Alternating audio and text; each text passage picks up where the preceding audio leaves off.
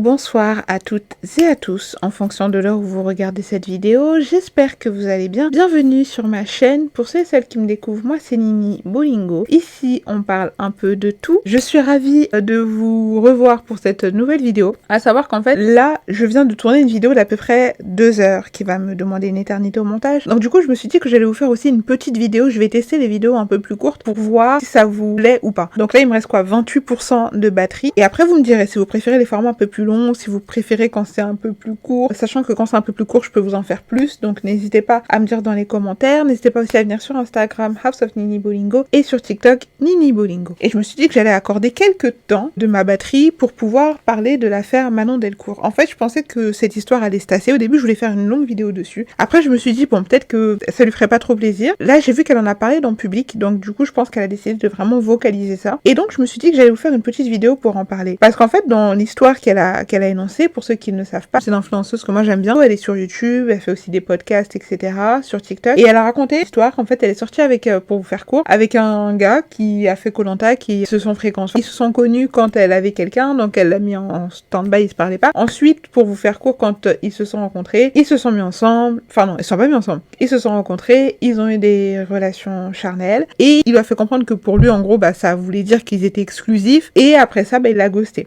Donc après ça, elle a envoyé plein de messages, elle l'a bombardé. En tout cas, qu'elle avait dit qu'elle avait envoyé un paquet de messages. Il répondait pas. Comment dire, elle s'est inscrite aussi sur une application de là où il habitait et elle a mis tous les critères qui lui correspondent à lui et elle est tombée sur lui avec un faux profil, bien sûr. Et ensuite, donc, qu'est-ce qui s'est passé avec ses amis? Ils se sont dit, allez, vous savez quoi, si on va en bas de chez lui pour avoir des explications, parce qu'en fait, il lui donnait aucune explication. Donc, du coup, elle a commencé à faire des snaps en bas de chez lui, des choses comme ça. Et donc, elle a raconté cette histoire. Elle se mange un backlash parce que les gens disent, non, mais ma chérie, t'es complètement pas normal en fait de faire des choses comme ça. Il a eu raison de te ghoster en quelque sorte, donc elle se mange le revers, on va dire, de cette histoire. Et moi, il y a vraiment 2 points qui m'ont interpellée. À la fois, je suis d'accord avec les gens que cette histoire est partie trop loin, qu'elle aurait jamais dû aller en bas de chez lui. Une fois, il y a quand même des choses sur lesquelles je voulais revenir. Par exemple, j'ai vu des gens dire oui, mais franchement, c'est quelqu'un qui donne des conseils et tout, alors qu'elle arrive même pas à s'appliquer à elle-même, parce que elle avait fait une vidéo sur Spotify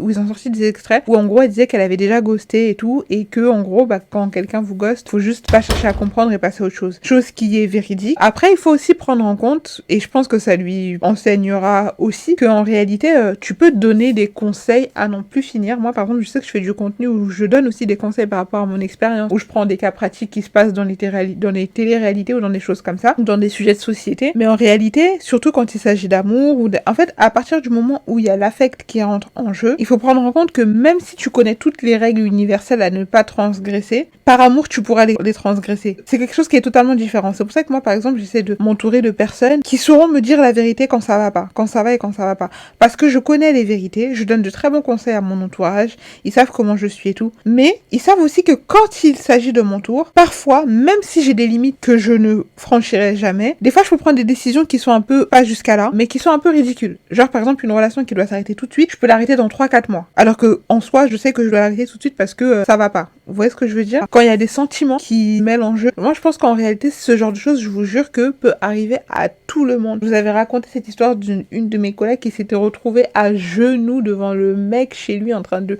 le supplier. C'est pour ça que même quand elle a raconté qu'elle lui a dit ouais, bah dans ce cas-là, on peut juste rester des sex friends alors qu'il répondait pas, je vous jure que ça ne m'a pas choquée. Il y a rien de plus destructeur pour une femme, et surtout même pour une femme qui connaît sa valeur et que peu importe, etc., que parfois de se faire ghoster. Et de ne pas avoir le recul de réaliser qu'en fait, non, si je me fais ghoster, c'est qu'il ne veut pas, c'est qu'il est lâche, c'est que c'est lui le problème et que ce n'est pas à moi de le courir après. Vous voyez? Moi, par exemple, je sais que je me suis fait ghoster une fois, et en fait, la fois où je me suis fait ghoster, je l'ai compris après avec... parce qu'en fait, quand le temps passe, après, tu prends le temps de mûrir et les réponses viennent naturellement à toi. En fait, j'ai compris qu'il m'a ghosté parce qu'il a compris qu'il allait rien se passer physiquement entre lui et moi. Et clairement, il y avait quand même des signes qui montraient qu'il était là pour ça. Mais comme il n'en avait pas la conviction de savoir s'il allait pouvoir me mettre dans son lit ou pas, quand il a compris que ça allait pas être aussi facile que ça, il m'a ghosté. Je lui ai envoyé un message, il a jamais répondu. Je l'ai bloqué jusqu'aujourd'hui, je n'ai pas de nouvelles, j'ai repris ma vie en main. Et tout se passe bien dans le meilleur des mondes. J'ai pas cherché à comprendre plus loin, ça m'a juste fait bizarre parce que c'est la première fois qu'on me ghostait. Mais après, je me suis dit, bah tu sais quoi, c'est sa décision. Peu importe, je ne veux pas savoir, je ne veux rien savoir. Il fait sa vie et moi je fais la mienne. Je lui souhaite même pas de mal ou quoi que ce soit. J'ai pris le temps d'expier cette relation et c'est du ciao. Après, il y a aussi une chose à prendre en compte, et ça c'est quelque chose vraiment que je voulais dire, et je pense que j'approfondirai plus quand j'aurai un peu plus de batterie pour une vidéo un peu plus longue, c'est le fait que, parce que je l'ai senti quand elle parlait, le fait que pour elle, c'est normal et véridique, en fait, cet acte, pour elle, c'est un acte qui a été commis à deux. Et dans les faits, elle a raison. Cet acte a été commis à deux. Mais, il y a une variante qui peut être parfois très méchante, qui s'appelle les hommes, et qui pour eux, c'est un acte, parfois qu'ils font tout seul. Et c'est pour ça que des fois c'est bien quand t'as beaucoup d'amis garçons et tout, parce que tu te rends compte à quel point des fois ils peuvent être vicieux et à quel point, voilà. Moi je sais que j'ai un ami, vraiment, qui lui me vaccine, les hommes. Et donc pour eux des fois, il va te dire tout ce que tu veux entendre, il va te rassurer, parce que c'est ça, il disait oui mais avec lui je pouvais avoir des discussions profondes, des discussions deep sur la vie, etc. Et elle a un peu le profil sur ça comme Cindy, vous voyez dans Love is Blind, qui par exemple quand elle a rencontré, je sais plus c'est quoi le nom du gars, qu'elle parlait avec lui et tout, elle a dit dès le début, moi je veux une belle relation, mais une relation profonde, on peut parler de plein de choses. Et vous voyez que dès qu'un homme sent que vous voulez de la profondeur et tout, au début, il va faire semblant de t'en donner. Surtout s'il sait que quand il voit que tu es vraiment en attente de quelque chose, même si toi tu fais preuve de franchise, etc., ce qui est tout à ton honneur, lui, s'il a un objectif, il serait prêt à te dire tout ce que tu veux entendre pour atteindre cet objectif, surtout s'il sent qu'avec toi, c'est pas un jugement quand je dis ça, attention, que ça pourrait être plus facile qu'avec une autre. Eux, dans leur tête, se font ce truc-là de se dire, ok, elle, je sais que si je lui dis 3-4 belles paroles, ça passera, parce que, voilà. Et toi, tu te dis, cet acte a été fait à deux, vous êtes restés un peu ensemble, etc. Mais lui, il considère qu'une fois qu'il a fini de prendre son petit plaisir égoïste, c'est terminé. Et c'est pour ça que si tu sais que t'es quelqu'un qui a des problèmes émotionnels, d'attachement émotionnel, etc., fais très attention en ayant des relations intimes avec les hommes. Moi, par exemple, je sais qu'il y a plein de choses sur lesquelles j'essaye de faire attention parce que je sais que quand je fréquente quelqu'un, j'aime pas en changer. C'est comme les amis.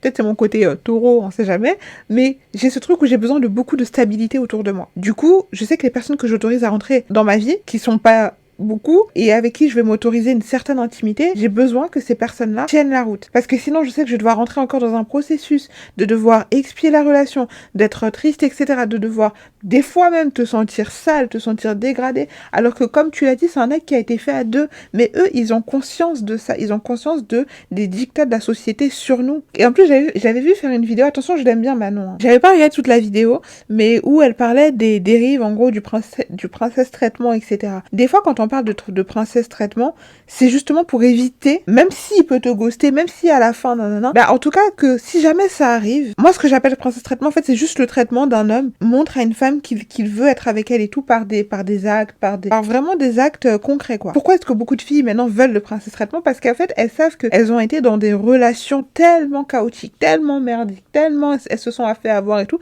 qu'en fait elles se réveillent et elles se rendent compte que vraiment il y a une réalité où moi je le vois autour de moi et si tu ne le vois pas, tu ne peux pas t'en rendre compte. Il y a des filles qui littéralement chaque jour vivent le princesse traitement avec des hommes qui les aiment. Des fois ton princesse traitement, tu sais, c'est juste un homme qui t'aime, qui est là pour toi. Vous avez des activités de temps en temps, une vie plutôt chill, une vie plutôt pépère. Il y a des filles, des fois elles veulent juste ça et ça c'est leur princesse traitement. C'est juste un mec qui te prend pas la tête, t'insulte pas, qui te manque pas de respect, qui te fait pas des promesses à dormir debout. Par exemple, une chose que j'ai repérée dans... Elle a retiré sa vidéo donc j'ai pas pu faire un deuxième... pas pu regarder une deuxième fois pour bien parler de ce passage-là. Mais je sais que il me semble que... Je sais plus si c'était après ou avant, mais en tout cas, c'était elle qui a amené la discussion pour savoir qu'est-ce qu'on était, qu'est-ce qu'on est, etc. Et lui n'a pas été clairement clair sur le fait qu'ils étaient ensemble, mais il lui a dit que pour lui, en tout cas, il n'irait pas voir ailleurs. Et vous voyez, les hommes adorent dire tout et son contraire. En fait, les hommes adorent faire des devinettes pour ne surtout pas vous dire que vous êtes en couple, mais d'un côté, reste ici, je veux que tu sois disponible. Mais il se laisse une porte ouverte. Ça veut dire le jour où tu pètes un câble pour dire oh mais comment ça et tout, il va dire non mais t'es pas en couple. Et pendant ce temps-là, lui, il obtient ce qu'il veut.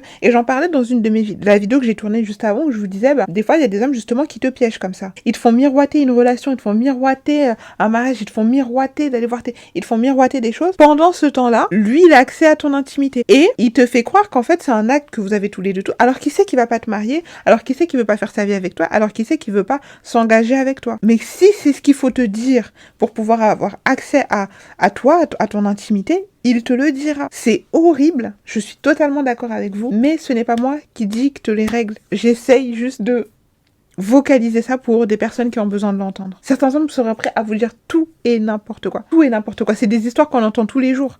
Il te promet monts et merveilles. Monts et merveilles. Je vais faire ça pour toi. Et je vais faire ça pour toi. Et tu te rends compte que le temps passe, rien n'est fait. Aucune promesse n'est tenue. Mais pendant ce temps-là, tu lui fais à manger. Des fois, tu emménages avec lui. Des fois, tu lui fais des enfants. Des fois, tu fais tout ce qu'une femme, normalement, devrait avoir. Mais lui, quand il faut respecter ses engagements, il ne les respecte pas. Juste le statut de te dire, nous sommes en couple, toi et moi, il est incapable de le faire. Et ça, déjà, pour moi, c'est un red flag. Est-ce qu'il aurait continué à te fréquenter s'il n'avait pas pu avoir accès à ton corps? Peut-être qu'il serait parti avant. Mais au moins, en fait, c'est ça. Il y a aussi le fait que tu ne te serais pas, et c'est pas un jugement, mais c'est peut-être parce qu'il y a des filles qui ont vécu ces situations-là, et ça peut les aider aussi à détecter les signaux. Tu ne te sentirais pas autant concernée par lui, et je pense qu'elle lui aurait pas autant couru après s'il n'y avait pas eu cet acte-là entre vous. Et après, je sais pas comment s'est passé leur premier rendez-vous, etc. Voilà, mais je trouve qu'un homme qui veut vite te voir dans des endroits où, par exemple, vous êtes que tous les deux, où en fait, ce qui peut se passer se passe, vous voyez, déjà c'est un red flag. Parce que tu sais qu'il y a des rendez-vous où tu sais que, voilà. Après non, il y en a, des fois, ils veulent juste, se poser avec toi, mais bon, quand même. Il y a des dates, des fois, même si tu y vas et tout, tu sais que s'ils tentent quoi que ce soit, après ça, c'est propre à tout à chacun. Comme elle a dit dans sa vidéo, voilà, c'était pas prévu, mais c'est pour ça que, en tout cas, moi, c'est ma façon de voir les choses. Par exemple, quand tu pars en date, ou quand tu dates quelqu'un, ou quand tu sais que tu peux être dans une situation, en fait, il faut déjà que tu saches dans ta tête, faut que tu saches. Si j'y vais, ok, mais dans ce cas-là, s'il se passe quelque chose, et que derrière, il part, moi, je peux en assumer les conséquences. Par exemple, là, elle aurait pu, vivre son gourmand dans le secret, personne n'aurait su, et s'autoriser à reprendre sa vie en main, vous voyez. Mais elle s'est sentie hyper concernée parce qu'elle, pour elle, c'est un acte qui était ce qui s'est passé à deux. Elle a eu peur de tomber malade, etc. par rapport au MST s'il voit quelqu'un d'autre, etc. Mais oui, parce que du coup, lui ne se sent pas concerné. Toi, t'as l'impression que c'est un acte qui a été commis à deux. Lui, pour lui, ça s'est passé... Peut-être même qu'il a une autre copine. C'est horrible, mais je vous jure, des fois, si on se dit des vérités tranchantes comme ça nous évite de tomber dans certains pièges. Je vous invite à... Je sais pas si je la sortirai avant ou après. Je pense que cette vidéo, je vais l'appeler mes résolutions 2025. Vous allez voir comment est-ce qu'on a essayé de me tendre un piège et comment j'ai... C'est pour ça, quand j'ai regardé sa vidéo, j'étais pas consternée. C'est des choses qui arrivent tous les jours. Mais nous, en tant que femmes, ce qu'on peut faire, justement, c'est se prémunir de ça. Parce que des fois, on nous fait croire que le fait de s'approprier notre corps, c'est le fait de pouvoir, pour moi en tout cas, le fait de m'approprier mon corps, c'est le fait de pouvoir prendre des décisions en âme et conscience, mais il faut avoir aussi la réflexion de se dire, ok, par exemple, tu peux te dire, tel gars, c'est pas mon style, non, je sais que c'est pas le genre d'homme avec qui je vais finir ma vie, mais physiquement, c'est mon style. Donc du coup, je vais le fréquenter, mais je me fais pas d'idée, juste il me plaît, mais c'est pas le genre d'homme avec qui je vais faire ma vie et tout. Il y a des hommes, mais ils le font, hein. Des fois, ils sortent avec des hommes, avec des femmes, par exemple. Ils savent que c'est jamais ce qu'ils vont ramener chez eux, mais ils te trouvent juste mignonne, et voilà, il sait que c'est pour un temps. Après, il va aller chercher la femme qui doit faire sa vie, et c'est tout. Et nous, des fois, on a un peu du mal à faire ça, parce que c'est très mal vu. Et quand tu fais ça, on doit dire, ouais, mais t'es vicieuse, t'es manipulatrice, ou voilà, non, tu calcules et tout. Oui, mais les hommes calculent. Et des fois, non, c'est juste aussi pour te prémunir, justement, de te retrouver dans des situations comme ça. Par exemple, moi, je sais que j'ai déjà eu, c'était en début d'année, une relation que j'ai écourtée, qui avait pas commencé, mais que j'ai écourtée, parce que j'ai senti que lui, il me plaisait un peu trop physiquement, et que j'allais tomber amoureuse, et tout. Donc, avant qu'il se passe quoi que ce soit, je lui ai dit, je préfère qu'on arrête. Il l'a très mal pris, aujourd'hui on s'est réconciliés, mais je sais, il me plaît trop. Et j'aurais pas le recul, si jamais il se passe quelque chose, et qu'après il décide de partir, j'aurais pas le recul de me dire, ok, parce qu'il me plaît trop, donc je vais chercher à comprendre, je vais l'appeler, je vais lui envoyer des messages, je le sais je le sais. Et je sais au fond qu'il ne correspond en rien à ce que je veux pour ma vie. Mais il me plaît trop pour que je puisse sortir avec lui. Mais ça demande vraiment je sais pas si je peux parler d'une intelligence émotionnelle, mais on a toutes des choses en nous, et puis les relations aujourd'hui sont tellement compliquées. On a toutes des failles en nous, et pour moi, c'est même pas des failles, en fait, c'est notre humanité, mais les relations d'aujourd'hui sont tellement compliquées que limite, ton côté humain devient une faiblesse. Et il y a autre chose que je voudrais dire aussi, c'est que... Alors je sais pas, peut-être qu'elle a dit ça pour se dédouaner et pour enjoliver un peu l'histoire, ou peut-être que c'est réel. Faites attention aux amitiés ride or die. C'est typiquement à cause des situations comme ça. Les amitiés ride or die, pour moi, c'est des amitiés, comme je vous avais dit, là, il y avait un candidat télé-réalité. Ceux qui s'en souviennent, j'avais dit, ça, c'est le genre de personne avec qui tu peux aller en soirée si tu vas en soirée. Tu peux faire la fête, etc.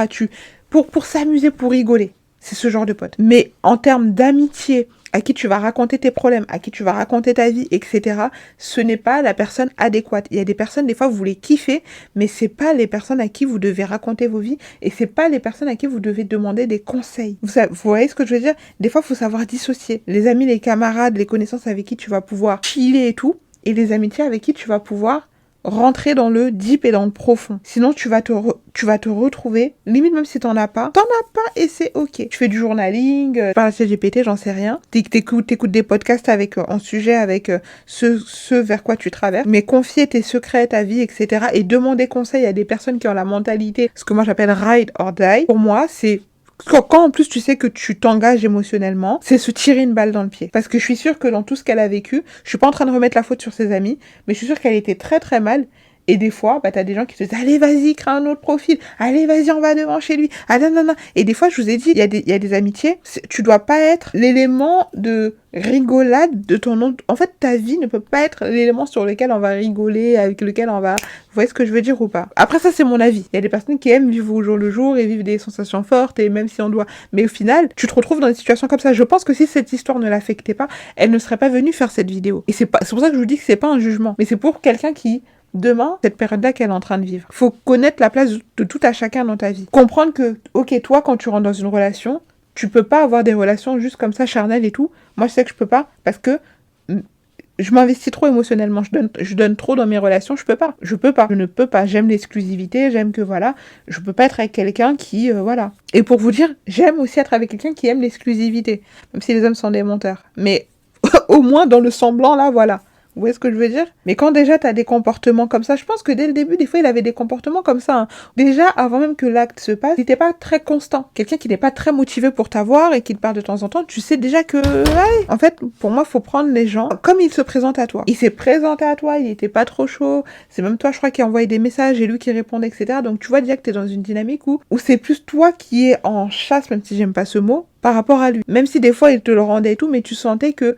Voilà. Et je dis pas que oui, c'est une mauvaise fille parce qu'elle aurait pas dû. Non, non, non, non, non. Au contraire, je pense que c'est une bonne fille. Je pense que c'est quelqu'un qui se donne dans ses relations. C'est quelqu'un qui, je crois qu'elle a dit en plus, a eu, en tout cas sa dernière relation, je sais qu'elle a duré quand même un bout de temps. Donc c'est quelqu'un qui me paraît assez stable. Et quand tu sais que t'es comme ça, que t'es stable, etc. Et qu'il y a beaucoup d'avantages parce que, bon, lui, il est aussi médiatisé, mais ça, donc ça va. Mais si elle tombe sur un vrai manipulateur qui a elle est sur les réseaux, donc du coup elle a des partenariats, donc du coup elle a de l'argent. En plus, elle s'exprime bien, elle est plutôt jolie, etc.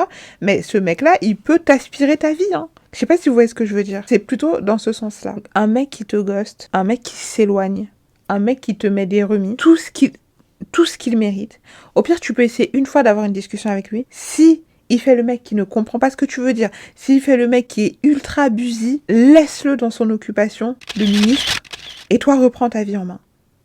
Moi, je sais pas si je crois que je vous en avais parlé comme ça à demi-mot, d'un gars avec qui on parlait un peu comme... En fait, c'est lui qui me parlait et moi qui répondais. Mais à un moment donné, j'ai senti qu'il a voulu comme inverser la tendance. Par exemple, il va t'écrire tous les jours. Toi, tu vas répondre. En fait, moi, j'en ai marre de ce truc-là. J'ai l'impression que les relations d'aujourd'hui deviennent insupportables dans le sens où tu m'écris, je te réponds. Mais réponds, en fait. Pourquoi attendre 3 à 4? C'est ridicule. Je trouve ça d'un ridicule pas possible. Mais les relations d'aujourd'hui deviennent hyper superficielles et tout. Ce gars me parlait. Et en même temps, en plus, un gars qui avait un vrai poste dans un certain pays dont je tairai le nom, me parlait à ce moment-là.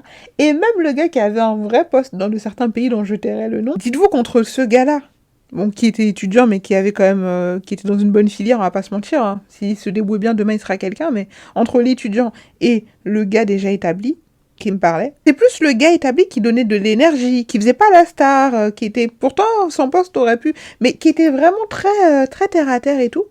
Et lui, le mec qui faisait le mec d'usine. Jusqu'à un jour me dire, je sais plus, c'est lui qui m'écrit, moi qui réponds. Et en fait, moi, j'en avais marre qu'à chaque fois, tu m'écris, je te réponds, bah réponds. Mais on peut pas le lendemain, sur nous, enfin, non, au bout d'un moment, c'est chiant, en fait. Là, tu fais quoi? Tu draines mon énergie, me fais pas perdre de temps. Donc, du coup, je crois la veille, il m'a écrit un message et tout, j'ai répondu, il arrêtait pas de me faire ça. À un moment donné, je sais plus, il répond à ma story. Et je sais plus, je lui envoie un emoji en mode, ah, ok, genre, tu vois, mais pour dire, enfin, tu m'écris, je te réponds, tu réponds pas, tu vois. Il me fait, ah, bah, franchement, m'en veux pas et tout, je suis vraiment occupée et tout. J'ai dit, ah ouais? Attends, bouge pas. Je l'ai bloqué de partout. Tu vas aller faire tes occupations loin de moi, Aliko Dangote. Le fils d'Emmanuel Macron, d'Alassane Dramane Ouattara, de qui tu veux, tu vas aller faire la star. Très loin de moi. Jusqu'aujourd'hui, je n'ai pas eu de ces nouvelles et qu'il reste là-bas. Plus tu vas essayer d'avoir des nouvelles, une explication, une discussion, il ne te dira jamais la vérité. S'il est déjà prêt à mettre des remis comme ça, tout ce qu'il va te dire, c'est que des belles paroles parce qu'il a envie de te revoir et de recoucher avec toi. En tout cas, c'est pas palpable. Parce que s'il devait te dire la vérité dès le début pour ne pas te faire perdre de temps, il l'aurait fait dès le début. Des fois, il y en a après quand tu as des discussions avec lui, il te dit sincèrement oui, voilà. Mais la plupart, en tout cas beaucoup d'hommes, je trouve, ont une part de lâcheté où ils n'arrivent pas à dire la vérité. Que sincèrement, ils veulent pas de relation. Par exemple, en fait, il va pas te dire surtout quand il voit que toi tu veux vraiment une relation et qu'il a vraiment couché avec toi, bah des fois il va pas te dire clairement. Je parlais avec un gars et je lui dis ouais mais sinon enfin toi tu recherches quoi, tu veux du sérieux, tu veux t'amuser et tout, et le mec m'a clairement dit moi je prends ce qu'on me donne. Moi je prends ce qu'on me donne. Quelqu'un déjà qui te dit ça, parce que quand tu veux te poser, quand tu veux une relation sérieuse, même si je pense que des fois il y a des choses qui font que voilà, tu vibes avec la personne, si ça marche, ça marche, ça marche pas, ça marche pas. Mais quelqu'un déjà qui te dit moi je prends ce qu'on me donne, tu comprends déjà où ça va. Et je pense qu'il y a des moments où tu dois vraiment faire attention à qui tu te confies, à qui tu demandes des conseils. C'est dans les moments comme ça, c'est le moment de vulnérabilité, où au fond de toi, tu sais ce que tu as à faire. Tu sais parce que tu donnes des conseils, donc tu sais que tu dois appliquer tes propres conseils. Et c'est dans ces moments-là où toi-même tu as besoin d'être conseillé que tu dois faire encore plus attention à ton entourage, à qui tu parles, etc. Encore plus, parce que des fois, au fond de toi, qui a à faire, la vérité, tu la connais. Et tu as juste besoin de quelqu'un en face de toi, ton miroir, qui te dise, pars, quitte cette relation, etc. Comme l'histoire que je vous ai racontée dans le story time. Abonnez-vous si c'est pas encore fait. Clairement, le gars, en fait, ça faisait plusieurs mois déjà que j'aurais dû limiter les frais, quoi. Et je le sentais au fond de moi, parce que j'allais mieux quand j'arrêtais de parler avec lui. Dès qu'il revenait dans ma vie, c'était brouillé. Et il a fallu vraiment l'élément déclencheur que je vous ai raconté dans la story time pour me rendre compte d'être dans mon lit en train de trembler. Tellement je suis choquée par tout ce que j'ai appris pour me rendre compte qu'en fait, ma chérie, la vie, c'est pas les bisounours. Donc voilà, moi je trouve que les gens ont été quand même un peu durs avec elle. Les hommes, chaque jour, ont des comportements beaucoup plus problématiques que ça. Vous leur attrapez pas autant la veste. Maintenant, certes, c'est parti trop loin. Après, voilà, je pense qu'elle apprendra de ses erreurs. En réalité, ça peut arriver à tout le monde. Même aux personnes qui connaissent la vérité, même aux personnes qui savent qu'elles doivent faire, même les personnes qui savent. Même, par exemple, des personnes qui font des contenus de développement personnel, coach, etc. Regardez, par exemple, l'affaire de Wizardliz. Est-ce que ça fait de Wizardliz une mauvaise personne? Une personne? Non. Parce que une fois que les sentiments sont engagés, c'est autre chose. Donc les conseils que tu peux bien donner à quelqu'un, une fois que toi, tes sentiments sont engagés, c'est difficile de pouvoir en fait avoir le recul de se dire ok, si c'était quelqu'un d'autre qui me racontait la même histoire, quel conseil je donnerais? Vous voyez? En tout cas, voilà, n'hésitez pas à me dire ce que vous en avez pensé. Je souhaite à aucune fille d'être dans une situation comme ça. Comme je vous ai dit, un gars qui vous ghost doit sortir de votre vie et ne mérite aucune forme d'explication et ne permettez pas qu'il revienne. J'ai pas parlé aussi des gars qui vous ghostent, mais parce qu'en fait, ils vous disent pas qu'ils veulent plus de vous. Vous savez pourquoi? Parce qu'ils veulent se garder une porte ouverte si, par exemple, peut-être qu'il a une autre meuf, du coup, il te ghost, et le jour où ça se finit avec cette meuf-là, il reviendra. Ou parce qu'il veut se laisser une porte ouverte. Il se dit, ok, bon, si ça va pas et tout, je viens.